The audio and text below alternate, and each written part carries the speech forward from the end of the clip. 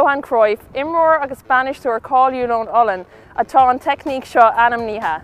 Lig Cruyff go raibh sé chun an líróide feasáil, ach in ionad í a chicáil, thugadh sé drom don cosadóir.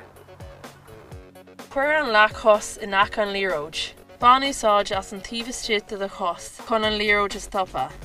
Búil an líróid isteach sa sfás. Cleachta is tú fanta i a hasamh in aon áit amháin. Nuair bhaid tú idir thumpóid, dribble go máil I dro amháin, agus Jane an Cruyff. Glach sus agus Jane a rí sé, go dtí go mé mástrucht agad air.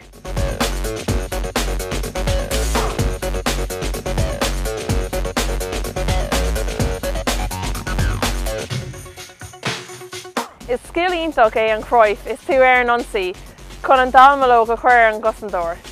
Úsáid na lábha agus an corp chun chuir leis an glas seo.